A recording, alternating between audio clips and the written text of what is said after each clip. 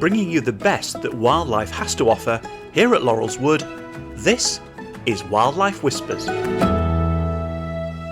Hello and welcome to the next episode of Wildlife Whispers. Episode 3 now, who'd have thought? Anyway, thank you so much for all your lovely messages and your emails about the podcast. I'm so glad that people are enjoying what they're listening to. It was a little bit of a gamble doing the podcast. I wasn't sure how well it would go down, but it's lovely to know that it's really going down well with everybody listening. And with eggs on the go here at Laurel's Wood with the Tawny Owls, hopefully this is the perfect little podcast episode in time for your Easter. So what's coming up today? We're going to be catching up, obviously, on all the wildlife that's here. And very exciting, we've got a little bit of an exciting little bit of the podcast this week where a massive friend of Laurel's Wood is going to drop by. Really looking forward to that this week. We'll have another one of your questions answered. And of course, we'll be talking, as promised, a little bit about lockdown and what happened with the barn owls here in lockdown. And the sort of the catalyst that kind of catapulted Laurel's Wood into the homes of so many more people. So yeah, without further ado, let's get going.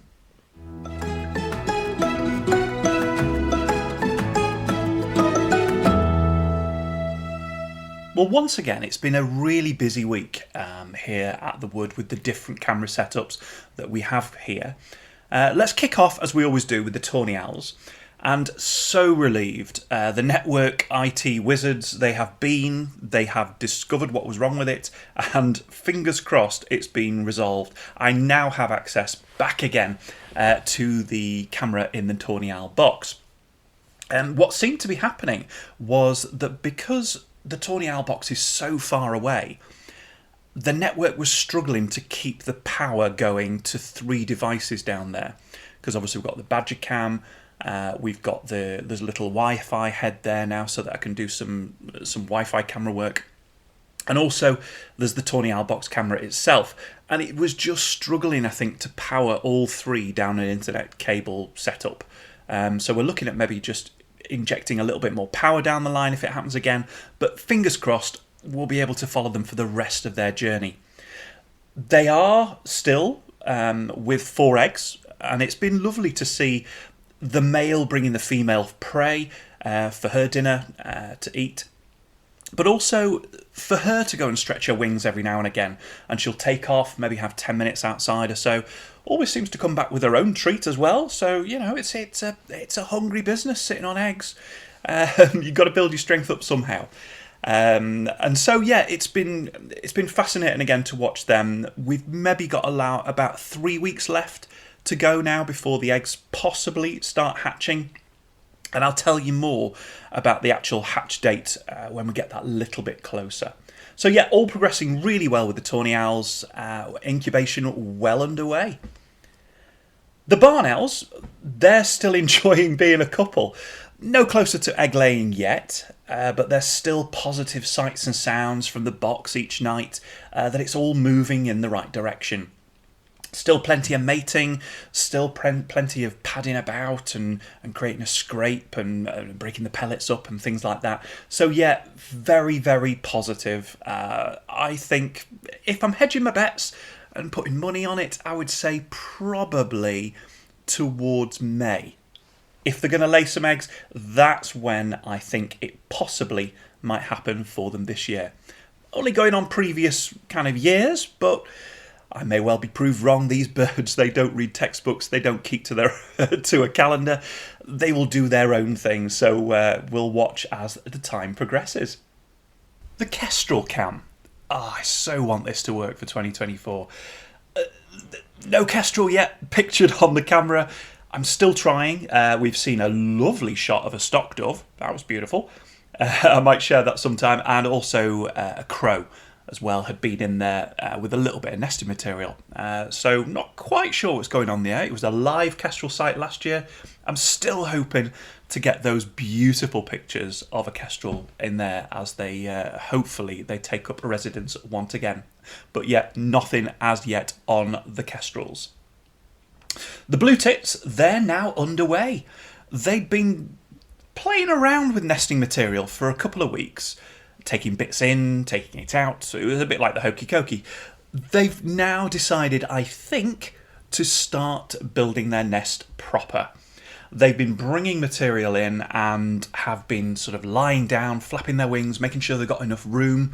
And the circle, the well of the nest is, or the cup, I should say, is underway. Now, it took them about 10 days to maybe just short of 2 weeks to actually build it last year. So we'll find out how long it's going to take them this time. But the great tits next door in the other box, they're still not doing anything. They're quite happy roosting every night, but no sign of any nesting material in. So it's good that we got one lot underway, and maybe by the podcast episode 4, perhaps the great tits will have started as well. We'll have to wait and see.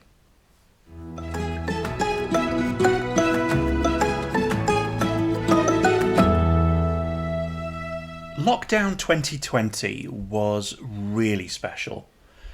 I think for a lot of people, having some kind of outlet and some kind of focus during what was a really, really strange, unsettling time for a lot of people, Laurel's Wood kind of provided that little bit of escapism, really, I think. And when I was streaming every night, the owls here, it kind of captured the imagination and the hearts of a lot of people. As I mentioned last week, we had a bumper brood of barn owls that year. They laid 7 eggs, all 7 hatched, incredibly. Sadly, one owlet died after the ringing process. And we did actually find the ring of that particular owl later on when I cleared the box out in the autumn. But to have that number of owlets growing inside the box, thank goodness the box was big enough to house all of them, but B, to be able to watch them with this very, very small camera and share it with so many people was absolutely magical. Now, when I started streaming, obviously it came to the attention of a lot of people, no more so than the Barn Owl Centre. And Vinny, who runs the Barn Owl Centre, is incredibly knowledgeable and was able to provide me with sort of advice throughout the weeks and the months of the whole process. And one of his first bits of advice was, just be really, really careful when the owlets get towards their more adventurous stage, when they start to look outside the box, when they start to think about maybe going their own way, having a little bit of a go at flying, and sort of branching out from the box. Because I built a little platform outside the box because I thought we might get one owl, we might get a couple. I did not know anything about barn owls at that point, and there just wouldn't be enough room for 7 owlets to suddenly step outside when they're starting to get that little bit bigger without one of them perhaps falling off or injuring themselves, or, you know, those people that did watch, accidents can happen. And so he said, please, when you get to ringing stage, it's the only time you can really have a go at trying to alter the site, because I'm not allowed to disturb the site at all once the eggs have been laid. Put some platforms up so that if they do venture outside, and when they do, they've got more room to spread out and not fall to the ground. He says that, you know, they take in so many barn owls that have been injured literally from falling from barn owl nests and boxes. So they've got to have that room initially to branch out in a safe place where they can sort of experiment with moving around a little bit, but they've got plenty of room to do it. So when the ringer came and the owlets were out of the box, myself and a friend, we were right up against the clock. We had the drills, we had the screws, we had the roll plugs, everything, and we pre-made these 2 5-foot platforms with brackets and things that we could put either side of the little tiny platform I'd made, so that they did have that room for when they got that little bit bigger, so they'd be able to explore safely and have access, because the platforms actually went right to the edge of the roof line. They could then climb up onto the roof, get access to that, and then practice a little bit of flying on there as well. So thankfully it worked. We only had one fall, I think. It all tends to blur into one now, but I think, yeah, one sadly did fall off when they were scrabbling for food, when the parents were bringing them in and they were all stood outside. But luckily I picked it back up again and popped it back onto the ledge so it could access the box again. And to be able to watch the whole journey from the sort of the egg stage to the sort of the feeding and the growing stage within the box, and then by putting an outside camera on and watching the platform and these owlets starting to flap their wings, starting to go up onto the apex of the roof and take their first little flight. Oh, just amazing. So 2020 lockdown was incredible. 2021 was a very, very different story. We think that one of the offspring from that bumper brood came back when the second brood in 2021 had been born, and sadly attacked and picked off the owlets one by one. It seemed to know where the food might have been stored in the box. They used to have like reserves in there, like little piles of wood mice and things like that. So was it an opportunistic owl looking for an easy feed? Is it a lazy hunter? We just don't know. And the cameras aren't really clear enough to pick up the number on the ring to know for definite. But that was a horrific time. Seeing, and I did stream it at the time, seeing this owl come back to the box and sadly pick off the competition, I guess, for food was quite harrowing. That period kind of made me stop streaming an awful lot. I don't stream half as much as I used to now, if at all, because I got so much abuse from that particular period. There were people threatening to report me to various industry bodies and things like that. But I think people have a real difficulty sometimes in knowing that with these cameras we are merely observers. It's illegal to access the nest, the active nest site for barn owls once once the eggs have been produced, and to sort of interfere and take owlets out of there and do things like that. Hard as it may be for me to want to go in there and do something, I can't without the risk of prosecution. So I'd wake up in the morning and there'd be like 100 messages that were just really abusive. So I decided not to stream after that point. And maybe it'll come back one day, I don't know. But please, whenever you tune in, if I do live streaming again, please remember we are merely observers. We're not allowed to interfere or intervene. It is what we're seeing on these cameras. We're in a very, very privileged position thanks to the cameras, but what we're seeing, it happens in the wild a lot of the time and we just don't know about it. And it's only through these kind of instances and these setups that we're actually gaining a greater insight into the world of these incredible birds. But thinking of lockdown, going back to that, it brings me nicely to this week's very, very special guest.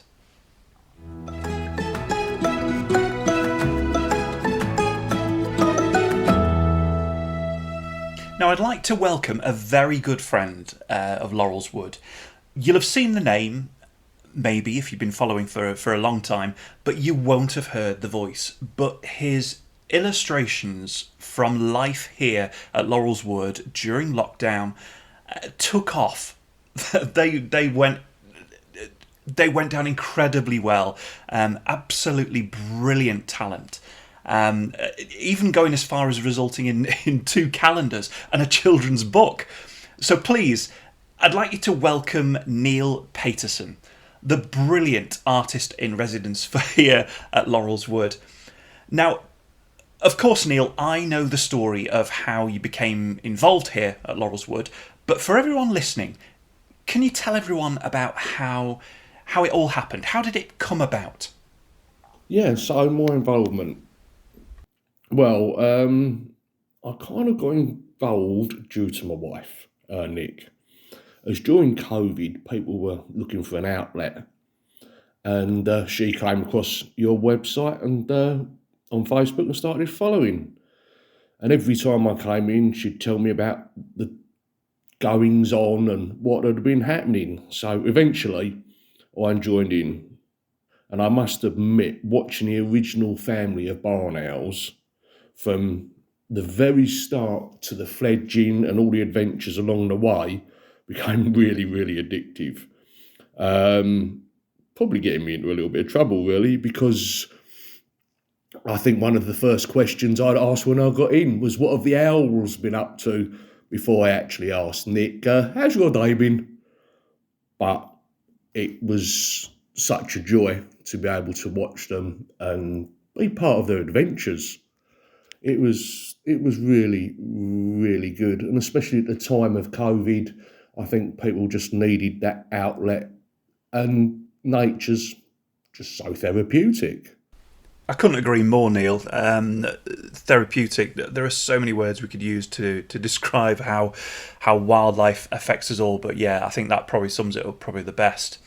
Now, when you were going to sort of do your illustrations, how did you go about choosing the moments that you wanted to capture? Capturing the illustrations.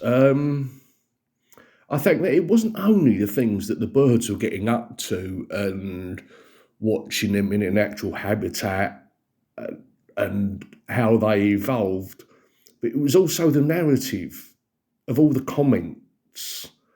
There was a lot of banter between the people following the birds and watching on Facebook. Uh, and each of the birds sort of developed its own character, which helped with putting pencil to paper and drawing the action taking place. Also, it was an outlet for me, capturing nature in its rawest form and all the feels that brings.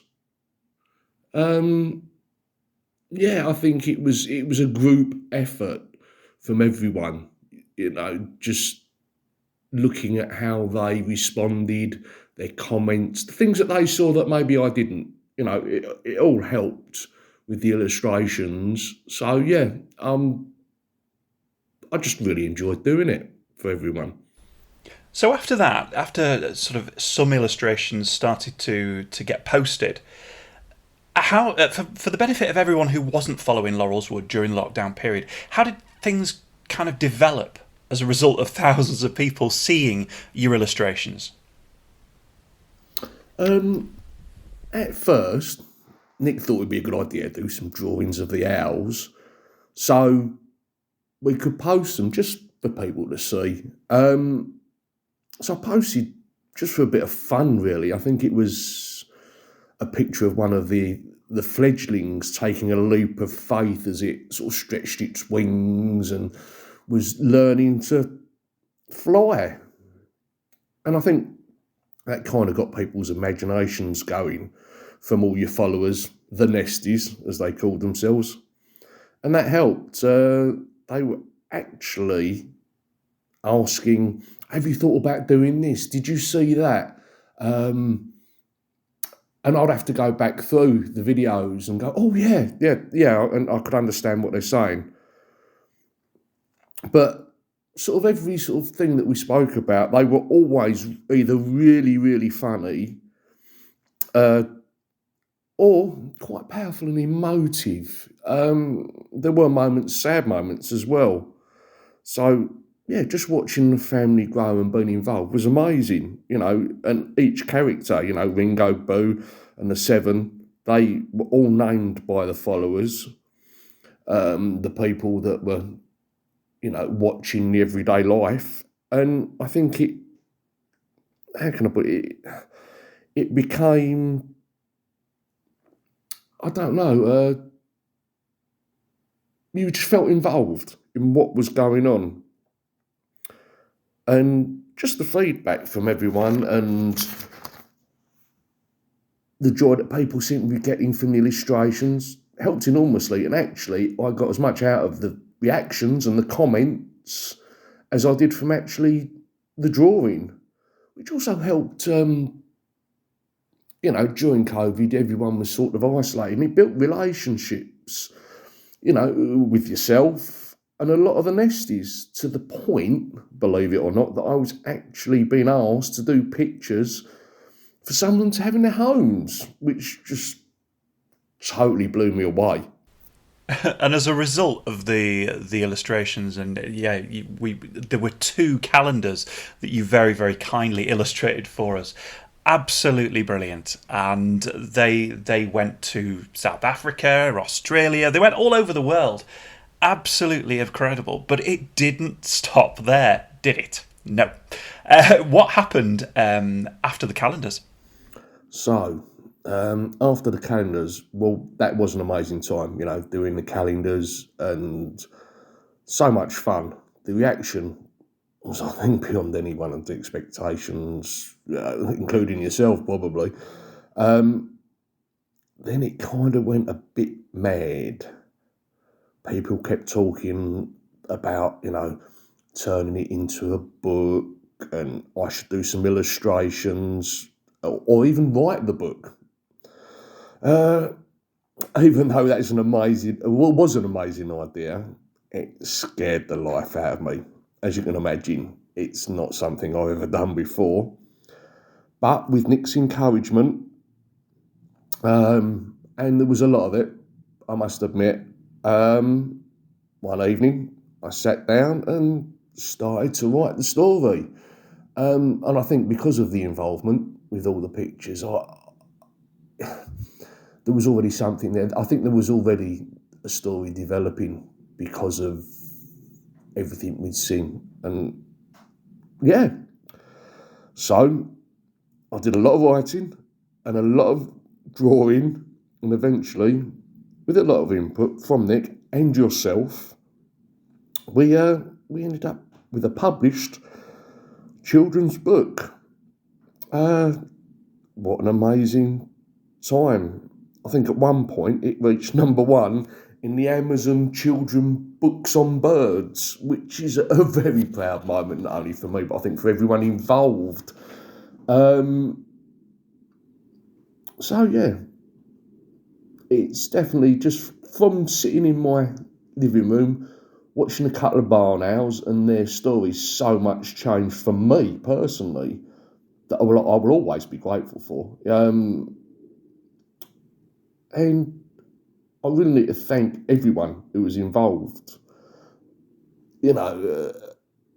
and yourself for actually putting it out there for people to see. And I think you realise, especially during COVID, that I think it was a release for everyone. But I think the ones that need thanking the most are Ringo, Boo, Bongo, Twilight, Tiny, Luna, Hope and Miracle, for all the amazing adventures they gave us and allowing us to follow their journey. There's not really a lot more I can say. Well, I have to say, Neil, thank you so much for joining us here on this podcast episode. And as always, thank you for everything, for all the support you've given to here over the many years now. The illustrations, they will always have a special place in my heart. And I know that I have a couple that are framed upstairs, and they always make me smile whenever I see them. So from all of us, from all the Facebook followers and everything like that, thank you. It means an enormous amount what you've done. So yeah, thank you very much.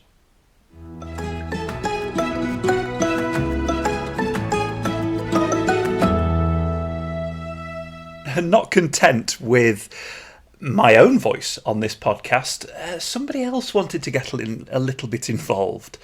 So without further ado, I'll hand over to our little daughter. And now it's time for your questions answered. Let's get to it. She'll be wanting her own podcast soon. Right, thank you very much. So yeah, as she said, it's time for your questions answered. And this week's question that I've chosen has come from William. Now, he says, what has been the best moment of watching the wildlife there so far? Brilliant question, William. Again, thank you very much. And it's a really tough one. There have been so many really amazing moments over the last 5 or 6 years. Sort of from building setups, wondering if they'll ever use them.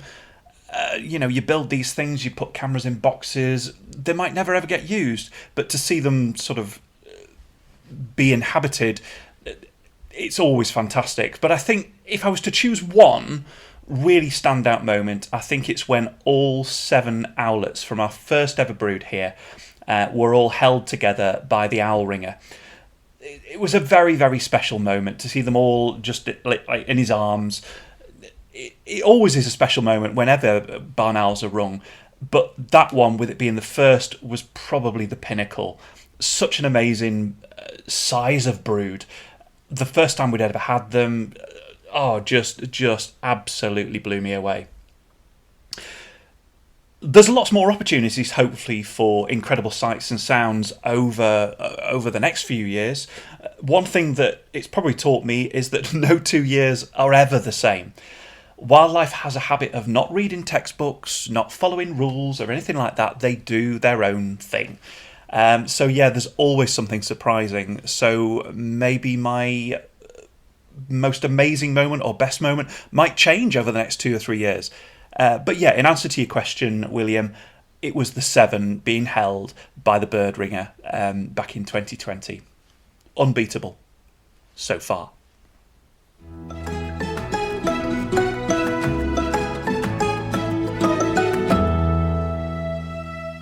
I can't believe we're nearly at the end of this week's episode already. Next time, on episode 4, we'll be a week closer to potential egg hatching for the tawny owls. Are things still progressing well? Let's hope they are, and we'll find out certainly for definite next week. The barn owls, are they any closer? They're still enjoying time with each other, but have they got any closer to laying their own eggs? We'll find out as well. The blue tits, have they got the nest finished, or are they still about another week away from finishing it off? And the great tits, have they even started? We'll have to wait and see and find out there as well. And please keep your fingers crossed, everybody. The kestrels, I don't just want a picture of a stock dove or a crow. Let's get a kestrel in that hollow. Will it happen? We've got 7 days to find out. And of course, we'll have another one of your questions answered. So please keep sending them in and I'll choose another one for next week's episode.